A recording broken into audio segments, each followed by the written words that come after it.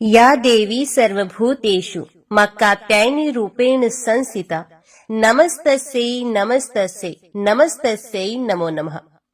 जय माता दी। आज नवरात्रि का छठा दिन है और आज माँ कात्यायनी की पूजा के साथ ही श्री दुर्गा सप्तशती का 11वां अध्याय पढ़ा जाता है। तो आज के इस वीडियो में आप सुनेंगे दुर्गा सप्तशती के पाठ का 11वां अध्याय और साथ ही आप सुनेंगे श्रीमद् देवी भागवत महापुराण की महात्म्य की कथा। तो चलिए आज की इस कथा को हम शुरू करते हैं। सबसे पहले सुनते हैं श्री दुर्गा सप्तशती पाठ का अध्याय 11। देवताओं का देवी की स्तुति करना और देवी का देवताओं को वरदान देना। महर्षि मेधा बोले, दैत्यराज शुंभ के मारे जाने पर इंद्रादि देवता अग्नि को आगे करके कात्यायनी देवी की स्तुति करने लगे। उस समय अभिष्ट की प्राप्ति के कारण उनके मुख खिले हुए थे। देवता बोले, हे शरणागतों के दुख हरने वाली देवी, तुम प्रसन्न हो जाओ। विश्वेश्वरी, तुम विश्व की रक्षा करो, क्योंकि तुम इस चर अचर विश्व की अधीश्वरी हो। हे देवी, आप संपूर्ण विश्व की आधार रूप हो, क्योंकि आप पृथ्वी रूप में भी स्थित हो और अत्यंत पराक्रम वाली देवी हो। आप ही जल रूप में स्थित होकर संपूर्ण संसार को तृप्त करती हो। हे देवी, आप विष्णु की शक्ति हो और विश्व की बीज परम माया हो, और आपने ही इस समस्त संसार को मोहित कर रखा है। आप ही प्रसन्न होने पर इस पृथ्वी पर युक्तियां प्राप्त कराती हो। हे देवी, संपूर्ण विद्या में आपके ही भिन्न भिन्न स्वरूप हैं। इस संसार में जितनी महिलाएं हैं वे सब आपकी ही मूर्तियां हैं। एकमात्र आपने ही इस संसार को व्याप्त कर रखा है। आपकी स्तुति किस प्रकार हो सकती है? आप तो स्तवन करने योग्य पदार्थों से परे एवं परावाणी हो। आप परम बुद्धि रूप हो और संपूर्ण प्राणी रूप, स्वर्ग और मुक्ति देने वाली हो। अतः इसी रूप में आपकी स्तुति की गई है। आपकी स्तुति के लिए इससे बढ़कर और क्या मुक्ति माँ हो सकती है? संपूर्ण जनों के हृदय में बुद्धि रूप होकर निवास करने वाली, स्वर्ग तथा मोक्ष प्रदान करने वाली हे नारायणी देवी, आपको नमस्कार है। कला काष्ठ आदि रूप से अवस्थाओं को परिवर्तन की ओर ले जाने वाली तथा प्राणियों का अंत करने वाली नारायणी, तुमको नमस्कार है। हे नारायणी, संपूर्ण मंगलों के मंगल रूप वाली हे शिवे, हे संपूर्ण प्रयोजनों को सिद्ध करने वाली हे शरणागत वत्सला, तीन नेत्रों वाली गौरी, आपको नमस्कार है। सृष्टि स्थिति तथा संहार की शक्ति भूता सनातनी देवी, गुणों का आधार तथा सर्व सुखमयी नारायणी, आपको नमस्कार है। हे शरण में आए हुए शरणागतों, दीन दुखियों की रक्षा में तत्पर, संपूर्ण पीड़ाओं को हरने वाली हे नारायणी, आपको नमस्कार है। हे नारायणी, आप ब्राह्मणी का रूप धारण करके हंसों से जूते हुए विमान पर बैठती हो तथा कुश से अभिमंत्रित जल छिड़कती रहती हो। आपको नमस्कार है। माहेश्वरी रूप में त्रिशूल, चंद्रमा और सर्पों को धारण करने वाली हे महावृषभ वाहन वाली नारायणी, आपको नमस्कार है। मोरों तथा मुर्गों से घिरी रहने वाली महाशक्ति को धारण करने वाली हे कुमारी रूप धारिणी निष्पाप नारायणी, आपको हम सब देवता नमस्कार करते हैं। हे शंख चक्र गदा और शारंग धनुष धारण करने वाली वैष्णवी शक्ति रूपा नारायणी, आप हम पर प्रसन्न हो जाओ, आपको नमस्कार है। हे दाड़ों पर पृथ्वी को धारण करने वाली वराह रूपिणी और हाथों में भयानक महाचक्र लिए कल्याणमयी नारायणी, तुम्हें नमस्कार है। हे उग्र नरसिंह रूप से दैत्यों को मारने वाली, त्रिभुवन की रक्षा में संलग्न रहने वाली नारायणी, आपको हम नमस्कार करते हैं। मस्तक पर मुकुट और हाथ में महावज्र धारण करने वाली, सहस्त्र नेत्रों के कारण उज्जवल, वृत्तासुर के प्राण हरने वाले इंद्र की शक्ति हे नारायणी, हम आपको नमस्कार करते हैं। हे शिव दूती स्वरूप से दैत्यों के महामद को नष्ट करने वाली, हे भयंकर रूप वाली, हे महाशब्द करने वाली हे नारायणी, हम आपको नमस्कार करते हैं। दाढ़ों के कारण विकराल मुख वाली, मुंडमाला से विभूषित मुंड मर्दिनी चामुंडा रूपा नारायणी, आपको हम नमस्कार करते हैं। हे लक्ष्मी लज्जा, महाविद्या श्रद्धा, पुष्टि स्वधा ध्रुवा, महारात्रि तथा महाविद्या रूपा नारायणी, आपको हम सब नमस्कार करते हैं। हे मेधा सरस्वती सर्वोत्कृष्ट ऐश्वर्य रूपिणी पार्वती महाकाली न्यता तथा ईश्वर रूपिणी नारायणी, हम आपको नमस्कार करते हैं। हे सर्व स्वरूप सर्वेश्वरी सर्वशक्ति युक्त देवी, हमारी भय से रक्षा करो, आपको नमस्कार है। हे कात्यायनी, तीनों नेत्रों से विभूषित आपका सौम्य मुख सब तरह के डरों से हमारी रक्षा करे, आपको नमस्कार है। हे भद्रकाली, ज्वालाओं के समान भयंकर अति उग्र एवं संपूर्ण असुरों को नष्ट करने वाला तुम्हारा त्रिशूल हमें भय से बचाए, आपको नमस्कार है। हे देवी, जो अपने शब्द से इस संसार को पूरित करके दैत्यों के तेज को नष्ट करता है, वे आपका घंटा इस प्रकार हमारी रक्षा करे जैसे माता अपनी संतान की रक्षा करती हैं, आपको नमस्कार है। हे चंडिके, असुरों के रक्त और चर्बी से चर्चित जो आपकी तलवार है, वे हमारा मंगल करे, हम आपको नमस्कार करते हैं।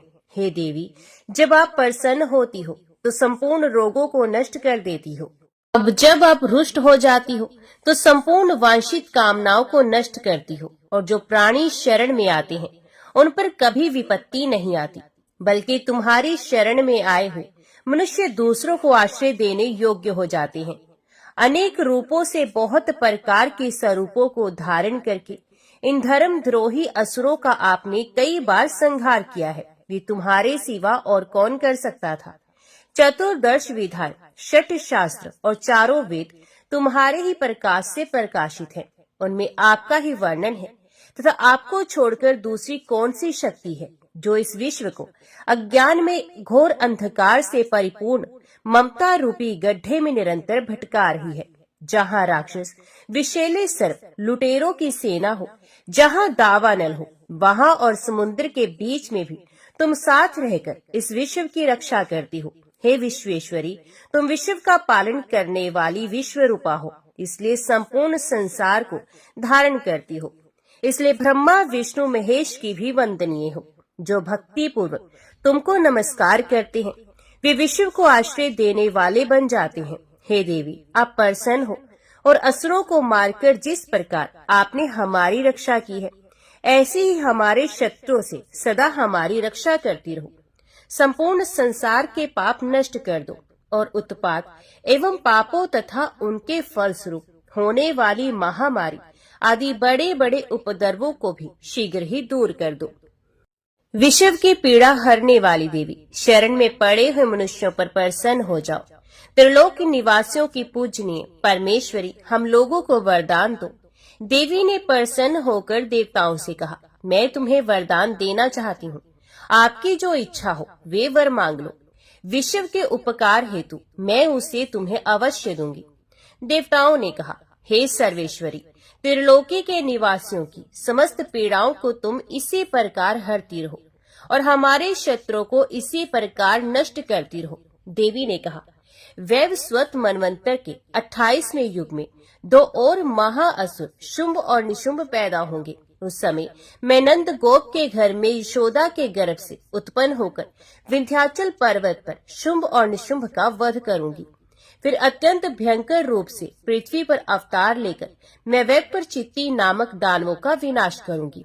उन भयंकर महाअसुरों का भक्षण करते समय मेरे दांत अनार के पुष्प के समान लाल हो जाएंगे। इसके बाद देवता स्वर्ग में और मनुष्य पृथ्वी पर मेरी स्तुति करते हुए मुझे रक्त दंतिका कहेंगे। इसके बाद जब 100 वर्षों तक वर्षा नहीं होगी और पानी का अभाव हो जाएगा, तो मैं ऋषियों की स्तुति करने पर आयोनिजा रूप में प्रकट होंगी।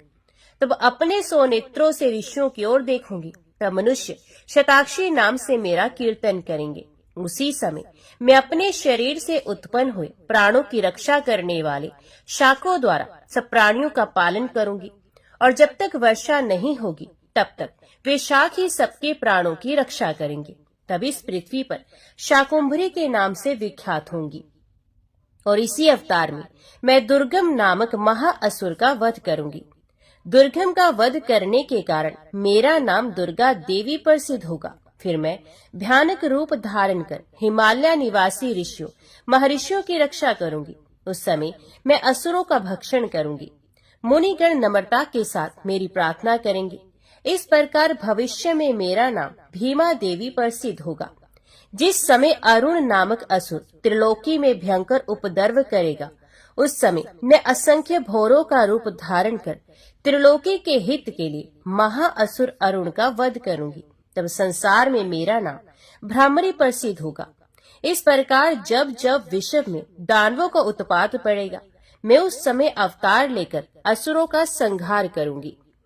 जय मां भगवती, जय मां दुर्गा। अभी सुनते हैं श्रीमद् देवी भागवत महापुराण महात्म्य की कथा। जगत के सृष्टि कार्य में जो उत्पत्ति रूपा, रक्षा कार्य में पालन शक्ति स्वरूपा, संहार कार्य में रौद्र रूपा है। संपूर्ण विश्व प्रपंच जिनके लिए क्रीड़ा स्वरूप है, जो परा पश्यंती, मध्यमा तथा वैखरी वाणी में अभिव्यक्त होती हैं, और जो ब्रह्मा विष्णु महेश द्वारा निरंतर आराधित है, वे प्रसन्न चित्त वाली देवी भगवती मेरी वाणी को परिशुद्ध करें। बद्रिका आश्रम निवासी प्रसिद्ध ऋषि श्री नारायण तथा नरों में श्रेष्ठ श्री नर भगवती सरस्वती और महर्षि वेद व्यास को प्रणाम करने के पश्चात ही इस इतिहास का पाठ प्रवचन करना चाहिए। ऋषिगण बोले, हे सूत जी, हे महामते, हे व्यास शिष्य, आप दीर्घजीवी हो। आप हम लोगों को नानाविध पुण्य प्रदायिनी एवं मनोहारिणी कथाएं सुनाते रहते हैं। भगवान विष्णु के सर्व पाप विनाशक, परम पवित्र एवं उन अवतार कथाओं से संबंधित अद्भुत चरित्र को हमने भक्ति पूर्वक सुना, और इसी प्रकार हमने भगवान शिव के अलौकिक चरित्र तथा भस्म और रुद्राक्ष के ऐतिहासिक महात्म्य का श्रवण आपके मुखारविंद से किया। हम लोग अब ऐसी परम पावन कथा सुनना चाहते हैं जो बिना प्रयास के ही मनुष्य को भोग एवं मोक्ष प्रदान करने में पूर्ण रूप से सहायक हो। हे महाभाग, अथ आप उस कथा का वर्णन करें जिसके द्वारा मानव कलयुग में भी सिद्धियां प्राप्त कर ले, क्योंकि हम आपसे बढ़कर किसी अन्य को नहीं जानते हैं जो हमारी शंकाओं का निवारण कर सके। सूत जी बोले, हे महाभाग ऋषियों, आप लोगों ने लोक कल्याण की भावना से अत्यंत उत्तम प्रश्न किया है। अतः मैं आप सभी के लिए समस्त शास्त्रों का जो सार है उसे पूर्ण रूप से बताऊंगा। समस्त तीर्थ, पुराण और व्रत अपनी श्रेष्ठता का वर्णन करते हुए तभी तक गर्जना करते हैं जब तक मनुष्य श्रीमद् देवी भागवत का सम्यक रूप से श्रवण नहीं कर लेते। मनुष्यों के लिए पाप रूपी अरण्य तभी तक दुखप्रद एवं कंटक में रहता है जब तक श्रीमद् देवी भागवत रूपी कुठार उपलब्ध नहीं हो जाता। मनुष्यों को ग्रहण रूपी घोर अंधकार तभी तक कष्ट पहुंचाता है जब तक श्रीमद् देवी भागवत रूपी सूर्य उनके सुमुख उदित नहीं हो जाते। ऋषिगण बोले, हे वक्ताओं में श्रेष्ठ महाभाग सूत जी, आप हमें बताए कि वह श्रीमद् देवी भागवत महापुराण कैसा है, उसके श्रवण की विधि क्या है, उस पुराण को कितने दिनों में सुनना चाहिए, उसके श्रवण की अवधि में पूजन विधान क्या है, प्राचीन काल में किन किन मनुष्यों ने इसे सुना और उनकी कौन कौन सी कामनाएं पूर्ण हुई। सूत जी बोले, प्राचीन काल में प्राचीन ऋषि द्वारा सत्यवती के गर्भ से विष्णु के अंश स्वरूप मुनि व्यास उत्पन्न हुए, जिन्होंने वेदों का 4 विभाग करके उन्हें अपने शिष्यों को पढ़ाया। पतितों, ब्राह्मण धमों, वेदाध्ययन के अनधिकारियों, स्त्रियों एवं दूषित बुद्धि वाले मनुष्यों को धर्म का ज्ञान कैसे हो, मन में ऐसा विचार करके भगवान बद्रायण व्यास जी ने उनके धर्म आज्ञानार्थ पुराण संहिता का प्रणयन किया। उन भगवान व्यास मुनि ने 18 पुराणों एवं महाभारत का प्रणयन करके सर्वप्रथम मुझे ही पढ़ाया। उन पुराणों में श्रीमद् देवी भागवत महापुराण भोग एवं मोक्ष को देने वाला है। व्यास जी ने राजा जनमेजय को यह पुराण स्वयं सुनाया था। पूर्व काल में इन जनमेजय के पिता राजा परीक्षित तक्षक नाग द्वारा काट लिए गए। पिता की संशुद्धि के लिए राजा ने तीनों लोकों की जननी देवी भगवती का विधिवत पूजन अर्चन करके 9 दिनों तक व्यास जी के मुखारविंद से श्रीमद् देवी भागवत पुराण का श्रवण किया। इस नवहा यज्ञ के संपूर्ण हो जाने पर राजा परीक्षित ने उसी समय दिव्य रूप धारण करके देवी का सालोक्य प्राप्त किया। राजा जनमेजय अपने पिता की दिव्य गति देखकर और महर्षि वेद व्यास की विधिवत पूजा करके परम प्रसन्न हुए। सभी 18 पुराणों में ये श्रीमद् देवी भागवत महापुराण सर्वश्रेष्ठ है और धर्म अर्थ काम तथा मोक्ष को प्रदान करने वाला है। जो लोग सदा भक्ति श्रद्धा पूर्वक श्रीमद् देवी भागवत की कथा को सुनते हैं, उन्हें सिद्धि प्राप्त होने में रंच मात्र भी विलंब नहीं होता। इसलिए मनुष्य को इस पुराण का सदा पठन श्रवण करना चाहिए। पूरे दिन के आधे समय तक, चौथाई समय तक, मुहूर्त भर अथवा एक क्षण भी जो लोग भक्ति पूर्वक इसका श्रवण करते हैं, उनकी कभी भी दुर्गति नहीं होती। मनुष्य सभी यज्ञों, तीर्थों तथा दान आदि शुभ कर्मों का जो फल प्राप्त करता है, वही फल उसे केवल एक बार श्रीमद् देवी भागवत महापुराण के श्रवण से प्राप्त हो जाता है। सतयुग आदि युगों में तो अनेक प्रकार के धर्मों का विधान था, किंतु कलयुग में पुराण श्रवण के अतिरिक्त मनुष्यों के लिए अन्य कोई सरल धर्म विहित नहीं। कलयुग में धर्म एवं सदाचार से रह तथा अल्प आयु वाले मनुष्यों के कल्याण के लिए महर्षि वेद व्यास ने अमृत रसमय श्रीमद् देवी भागवत नामक पुराण की रचना की। अमृत के पान से तो केवल एक ही मनुष्य अजर अमर होता है, किंतु भगवती का कथा रूप अमृत संपूर्ण कुल को ही अजर अमर बना देता है। श्रीमद् देवी भागवत के कथा श्रवण में महीनों तथा दिनों का कोई भी नियम नहीं, अतएव मानवों द्वारा इसका सदा ही सेवन, पठन, श्रवण किया जाना चाहिए। अश्विन, चैत्र, माघ तथा आषाढ़ इन महीनों के चारों नवरात्रों में इस पुराण का श्रवण विशेष फल प्रदान करता है। अतएव श्रीमद् देवी भागवत का ये नवहा यज्ञ समस्त पुण्य कर्मों से अधिक फलदायक होने के कारण मनुष्यों के लिए विशेष पुण्यप्रद कहा गया है। जो कलुषित हृदय वाले, पापी, मूर्ख, मित्र द्रोही, वेदों की निंदा करने वाले, हिंसा में रत और नास्तिक मार्ग का अनुसरण करने वाले मनुष्य हैं, वे भी कलयुग में इस नवहा यज्ञ के अनुष्ठान से पवित्र हो जाते हैं। जो मनुष्य दूसरों के धन तथा पराई स्त्रियों के लिए लालायित रहते हैं, पाप के बोझ से दबे हुए हैं और गो ब्राह्मण देवताओं की भक्ति से रहते हैं, वे भी इस नवहा यज्ञ से शुद्ध हो जाते हैं।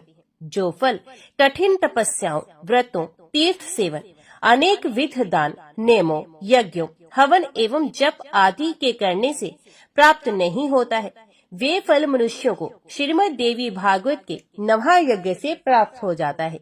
हे विप्रो, गंगा, गया, काशी, नैमिषारण्य, मथुरा, पुष्कर तथा बद्रिकारण्य भी मनुष्यों को उतना शीघ्र पवित्र नहीं कर पाती हैं, जितना कि श्रीमद् देवी भागवत का ये नवहा यज्ञ लोगों को पवित्र करता है। अतः श्रीमद् देवी भागवत पुराण सभी पुराणों में श्रेष्ठतम है। इसे धर्म, अर्थ, काम तथा मोक्ष की प्राप्ति का उत्तम साधन माना गया है।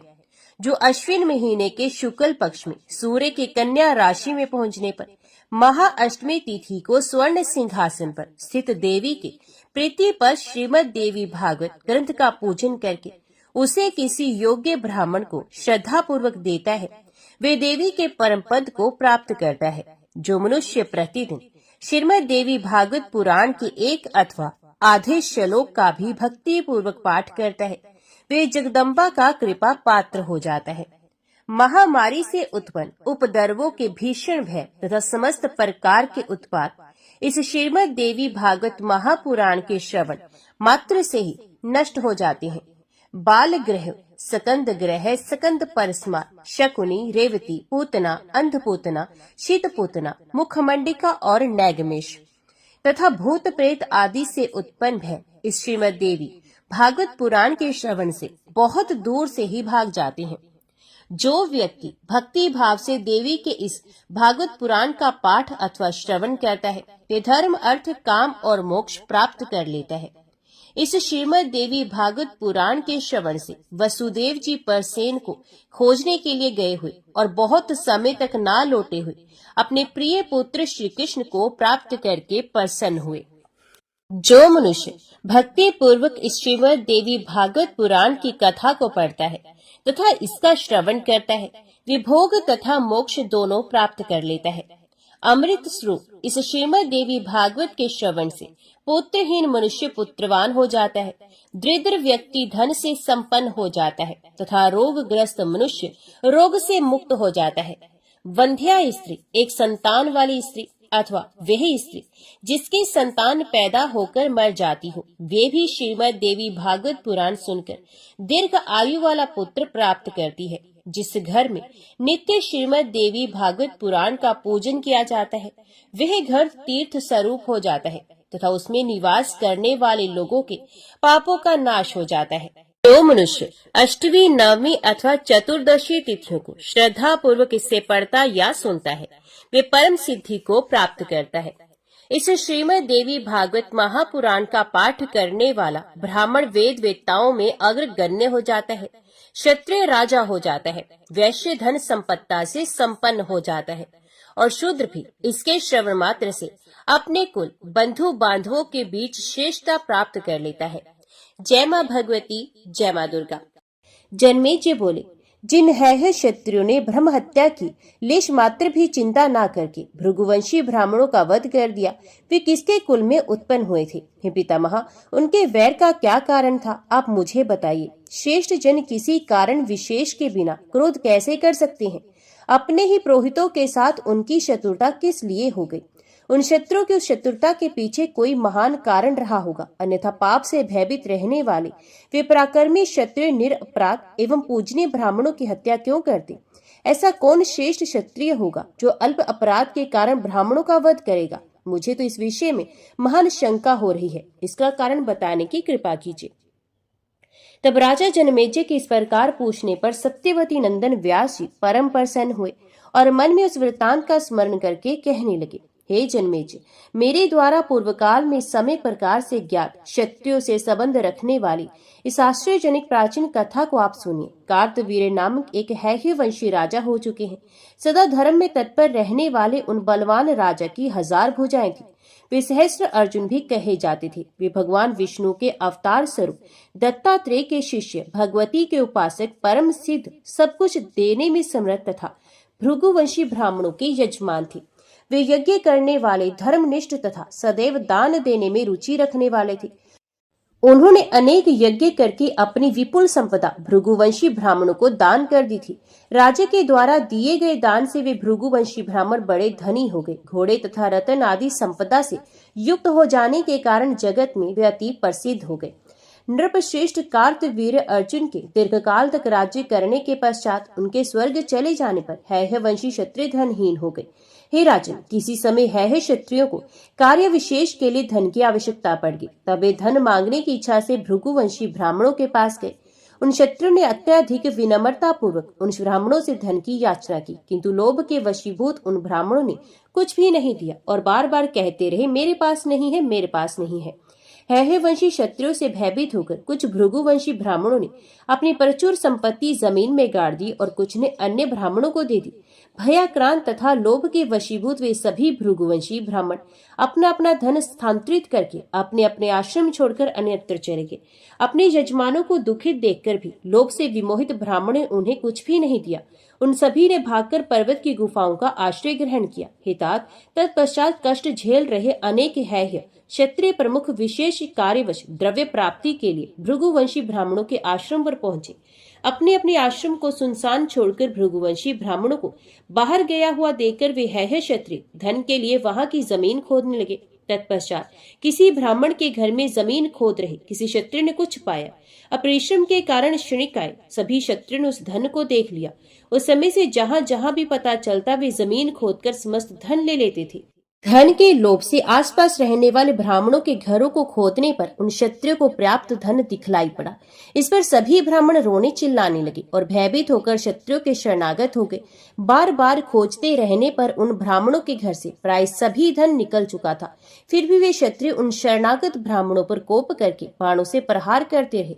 इसके पश्चात वे उन पर्वत की गुफाओं में पहुंच कर गए जहां भृगुवंशी ब्राह्मण स्थित थे। इस प्रकार गर्भस्थ शिशुओं से ब्राह्मणों को नष्ट करते हुए क्षत्रिय इस पृथ्वी मंडल पर घूमने लगे। उन्हें जहां कहीं भृगुवंशी बालक, वृद्ध तथा अन्य भी मिल जाते थे, वे पाप की परवाह किए बिना उन सभी को तीक्ष्ण बाणों से मार डालते थे। इस प्रकार इधर उधर सभी भृगुवंशी ब्राह्मणों के मार दिए जाने पर उन हैह्य क्षत्रियों ने स्त्रियों को पकड़ पकड़ कर उनका गर्भ नष्ट कर डाला। पाप कृत्य पर तूले हुए क्षत्रियों के द्वारा जिन स्त्रियों के गर्भ नष्ट कर दिए जाते थे वे बेचारी अत्यंत दुखी होकर कुर्री पक्षी की भांति विलाप करने लगती थी। तब अन्य तीर्थवासी मुनियों ने भी अभिमान में चूर उन हैह वंशी क्षत्रियों से कहा, हे क्षत्रियो, तुम लोग ब्राह्मणों पर ऐसा भयंकर क्रोध करना छोड़ दो। हे श्रेष्ठ क्षत्रियो, तुम लोगों ने तो अत्यंत निंदनीय तथा अनुचित कार्य आरंभ कर दिया है, जो कि तुम लोग भृगुवंशी ब्राह्मणों की पत्नियों का गर्भ उच्छेद कर रहे हो। अत्यंत उग्र पाप तथा पुण्य का फल इसी लोक में प्राप्त हो जाता है। इसलिए कल्याण की इच्छा रखने वाले प्राणी को गृहीत कर्म का परित्याग कर देना चाहिए। तत्पश्चात क्रोध में भरे हुए उन हैह शत्रु ने उन परम दयालु मुनियों से कहा, आप सभी लोग साधु हैं, अतः पाप कर्मों का रहस्य नहीं जानते। शलछंद को जानने वाले इन ब्राह्मणों ने कपट करके हमारे महात्मा पूर्वजों का सारा धन उसी प्रकार छीन लिया था जैसे कोई लुटेरा किसी पथिक का धन छीन लेता है। ये सभी ठग, दंभी तथा पाखंडी हैं। आवश्यक कार्य पड़ने पर हमने विनम्रता पूर्वक इनसे धन की याचना की थी, किंतु इन्होंने नहीं दिया। यहाँ तक कि चतुर्दश पृथ्वी पर धन मांगने पर भी हम याचकों को अत्यंत दुखी देखकर इन निष्ठुर ब्राह्मणों ने हमारे पास नहीं है ऐसा कहा। महाराज कार्तवीर्य से धन प्राप्त करके इन्होंने किसी प्रयोजन से धन की रक्षा की। इन्होंने ना तो यज्ञ किए, ना तो याचकों को ही प्रचुर दान दिया। ब्राह्मणों को कभी भी धन का संग्रह नहीं करना चाहिए। यज्ञ करने, दान देने तथा सुख उपभोग में यथेष्ट धन का उपयोग करना चाहिए। हे विप्रो, पास में धन रहने पर चोर, राजा, अग्नि तथा धूर्तों से महान भय कहा गया है। जिस किसी भी उपाय से अपनी ही रक्षा करने वाले को धन छोड़ देता है अथवा व्यक्ति धन छोड़कर स्वयं मर जाता है और दुर्गति को प्राप्त होता है। हम सब ने बड़ी विनम्रता के साथ इन लोगों से चतुरांश वृद्धि पर धन मांगा था, फिर भी लोभ के कारण संशय में पड़े हुए पुरोहितों ने हमें धन नहीं दिया। दान, भोग तथा नाश, धन की इस प्रकार की गति होती है। पुण्यशाली प्राणियों के धन की गति दान तथा भोग है और दुष्ट आत्मा वाले प्राणियों की धन की गति नाश। जो कृपण व्यक्ति ना दान करता है न धन का उपभोग करता है, अपितु केवल धन के संग्रह में लगा रहता है, वे वंचक प्राणी राजा के द्वारा सर्वथा दंडनीय है और दुख भागी होता है। इसलिए इन वंचक गुरुओं तथा अधम ब्राह्मणों को मारने के लिए हम सभी उदित हुए हैं। आप महात्मा जन इसके लिए हम पर कोप न करें। इस प्रकार से हेतुक वचन कहकर उन मुनियों को पूर्ण आश्वस्त करने के बाद वे पुनः भृगुकुल की स्त्रियों को खोजते हुए भ्रमण करने लगे।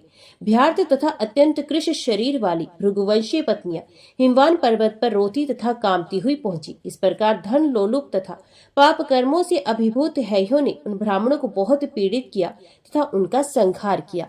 लोभ मनुष्यों के देह में रहने वाला सबसे बड़ा शत्रु है। ये समस्त दुखों का आगार, दुखदायी तथा प्राणों का नाश करने वाला कहा गया है। ये लोभ संपूर्ण पापों की जड़ तथा सभी दुखों का कारण है। लोभ से युक्त प्राणी सदा तीनों वर्णों के लोगों से विरोध रखने वाला होता है। लोभ के वशीभूत प्राणी अपने सदाचार तथा कुल धर्म का भी परित्याग कर देता है। वे अपने माता पिता, भाई बांधव, गुरु, मित्र, पत्नी, पुत्र तथा बहन तक का वध कर देते हैं। इस प्रकार लोभ के वशीभूत मनुष्य पाप से विमोहित होकर कौन सा दुष्कर्म नहीं कर डालता। क्रोध, काम तथा अहंकार से भी बढ़कर लोभ महान शत्रु है। लोभ में पड़कर मनुष्य अपने प्राण तक गवा देता है। फिर इसके विषय में और क्या कहा जाए। हे महाराज, आपके पूर्वज धर्मज्ञ तथा सत्य पथ पर चलने वाले थे, किंतु वे पांडव तथा कौरव लोभ के कारण ही मारे गए। जहाँ भीष्म पितामह, द्रोणाचार्य, कृपाचार्य, कर्ण, पाहली, भीमसेन, धर्मपुत्र युधिष्ठिर, अर्जुन तथा श्री कृष्ण थे, फिर भी लोभ के वशीभूत उन्होंने आपस में भीषण युद्ध किया और अपने कुटुंब का महाविनाश कर डाला। उस युद्ध में द्रोण, भीष्म, पांडवों के पुत्र, भाई, पिता, पुत्र सभी मारे गए। अतएव लोभ परायण मनुष्य क्या नहीं कर सकता। लोभ के कारण ही पाप बुद्धि है वशी शत्रु ने भृगुकुल के समस्त ब्राह्मणों को मार डाला था। जन्मेजय बोले, भृगुवंश की स्त्रियों का पुण्य दुख रूप समुद्र से कैसे उद्धार हुआ और उन ब्राह्मणों की वंश परंपरा किस प्रकार स्थिर रही। लोभ के वशीभूत तथा पापाचारी है शत्रुओं ने उन ब्राह्मणों को मारने के पश्चात कौन सा कार्य किया, उसे आप बताइए। हे ब्राह्मण, आपके द्वारा कथित इस पवित्र लोगों के लिए सुखदायक तथा परलोक में फल देने वाले कथा अमृत का पान करते हुए मुझे तृप्ति नहीं हो रही। व्यास जी बोले, हे राजन सुनिए, वे स्त्रियां उस भयावह दुख से जिस प्रकार मुक्त हुई, अब मैं उस पाप नाशनी कथा का वर्णन करूंगा। हे राजन, जब क्षत्रिय है भृगुकुल की नारियों को बहुत पीड़ित करने लगे, तब वे भयभीत तथा निराश होकर हिमालय पर्वत पर चले गए। उन्होंने वहां नदी के तट पर गौरी की प्रतिमा स्थापित करके निराहार रहते हुए उपासना में लीन होकर अपने मरण के प्रति पूरा निश्चय किया। एक समय स्वप्न में भगवती जगदम्बा ने उन उत्तम स्त्रियों के पास पहुंचकर कहा, तुम लोगों में से किसी को जंघा से पुरुष उत्पन्न होगा, मेरा अंशभूत वही शक्तिमान पुरुष तुम लोगों का कार्य सिद्ध करेगा। ऐसा कहकर पर अम्बा भगवती अंतर ध्यान हो गई। जागने पर वे सभी स्त्रियां बहुत प्रसन्न हुई। उनमें से किसी चतुर कामिनी स्त्री ने, जो भय से त्रस्त थी, वंश वृद्धि हेतु अपने एक जंघा में गर्भ धारण किया। जब उन है शत्रुओं ने व्याकुल तथा तेज युक्त उस स्त्री को भागती हुई देखा, तब वे उसके पीछे दौड़ पड़े। ये गर्भ धारण करके वेग पूर्वक भागी जा रही है, इसे पकड़ लो और मार डालो। इस प्रकार कहते हुए हाथ में तलवार लेकर वे उस स्त्री के पास पहुंच गए। भय से घबराई हुई वे स्त्री अपने समीप आए हुए उन क्षत्रियों को देखकर रोने लगी और पुनः गर्भ रक्षा के लिए भय से विवल होकर जोर जोर से विलाप करने लगी। तब दयनीय दशा वाली प्राणहीन सी प्रतीत हो रही आश्रयहीन शत्रु से पीड़ित होने के कारण क्रंदन करती हुई सिंह के द्वारा पकड़ी गई गर्भवती हिरणी के समान प्रतीत होने वाली आंसू भरे नेत्रों वाली तथा थरथर कांपती हुई माता का रुदन सुनकर वे सुंदर गर्भस्थ बालक कुपित होकर अपने तेज से शत्रु के नेत्र ज्योति का हरण करता हुआ जंघा का भेदन करके दूसरे सूर्य की भांति शीघ्र ही बाहर निकल आया। उस बालक की ओर देखते ही वे सभी दृष्टिहीन हो गए। तत्पश्चात वे क्षत्रिय जन्मांध की भांति पर्वत की गुफाओं में इधर उधर भटकने लगे। सभी क्षत्रिय मन में विचार करने लगे कि इस समय ये क्या हो गया। हम सभी लोग बालक को देखने मात्र से चक्षुहीन हो गए। ऐसा प्रतीत होता है किसी ब्राह्मणी का ये प्रभाव है, क्योंकि सती व्रत एक महान बल है। अमोघ संकल्प वाली दुखित स्त्रियां क्षण भर में ना जाने क्या कर डालेंगी। ऐसा मन में सोचकर नेत्रहीन, निराश्रय तथा चेतना रहित हैहयवंशी क्षत्रिय उस ब्राह्मणी की शरण में गए और उन्होंने भय से त्रस्त उस स्त्री को दोनों हाथ जोड़कर प्रणाम किया। वे श्रेष्ठ क्षत्रिय अपनी नेत्र ज्योति के लिए इस व्याकुल ब्राह्मणी से कहने लगे, हे सुभगे, हे माता, हम सब आपके सेवक हैं। अब आप हमारे ऊपर प्रसन्न हो जाइए। पाप बुद्धि वाले हम शत्रु ने अपराध किया है, हे तरवंगी, इसलिए आपको देखते ही हम सब चक्षु विहीन हो गए। हे भामिनी, जन्म से अंधे व्यक्ति की भांति हम आपका मुख दर्शन कर पाने में समर्थ नहीं है। आपका तप तथा पराक्रम अद्भुत है, हम पाप परायण कर ही क्या सकते हैं। हे मानदेय, हम आपकी शरण में हैं, हमें नेत्र दीजिए, क्योंकि नेत्र ज्योति से विहीन हो जाना मृत्यु से भी कष्टकारक होता है। आप हमारे ऊपर कृपा कीजिए, फिर से नेत्र ज्योति देकर इन समस्त क्षत्रियों को अपना सेवक बना लीजिए। इसके बाद पाप कर्म से रहित होकर हम लोग साथ साथ चले जाएंगे। अब हम लोग इस प्रकार का कर्म कभी नहीं करेंगे। अब हम सभी भार्गव ब्राह्मणों के सेवक हो जाएंगे। हम लोगों ने अज्ञानवश जो भी पाप किए हैं उसे आप क्षमा करें। हम है क्षत्रिय शब्द पूर्वक कहती हैं कि आज से कभी भी भृगुवंशी ब्राह्मणों के साथ हमें वैर भाव नहीं रखना चाहिए और यथोचित व्यवहार करना चाहिए। आप पुत्रवती हो, हम आपकी शरण में हैं। हे कल्याणी, आप कृपा करें, हम लोग अब कभी भी द्वेष भाव नहीं रखेंगे। हे राजन, उन क्षत्रियों की ये बात सुनकर ब्राह्मणी विस्मय में पड़ गई और उसने शरणागत तथा दुर्गति को प्राप्त और नेत्रहीन क्षत्रियों को आश्वासन देकर कहा, हे क्षत्रियों, आप लोग निश्चित रूप से जान लें कि मैंने आप सबकी दृष्टि का हरण नहीं किया। मैं आप लोगों पर कुपित नहीं हूँ। अब मैं वास्तविक कारण बता रही हूँ, आप लोग सुनिए। मेरी जंघा से उत्पन्न ये भृगुवंशी बालक आज आप लोगों पर कुपित है। शत्रुओं के द्वारा अपने बांधवों और यहाँ तक कि गर्भस्थ बालकों का वध किए जाने की बात जानकर कोपाविष्ट इसी बालक ने आप लोगों के नेत्र स्तंभित कर दिए हैं। हे वत्सगण, जब आप लोग निरपराध धर्मनिष्ठ तथा तपस्वी भार्गव ब्राह्मणों और गर्भस्थ बालकों को भी धन लोलुपता में पड़कर मार रहे थे, तभी मैंने इसे अपनी जंघा में गर्भ रूप से 100 वर्ष तक धारण किए रखा। भृगुवंश की वृद्धि के लिए इस गर्भस्थ बालक ने 6 अंगों से संपूर्ण वेदों का बड़े सहज भाव से अध्ययन कर लिया है और अब ये अपने पितृजनों के वध के अत्यंत कुपित होकर आप लोगों का संहार करना चाहता है। मेरा ये पुत्र भगवती की कृपा से उत्पन्न हुआ है, जिसके अलौकिक तेज ने आप लोगों के नेत्र हर लिए हैं।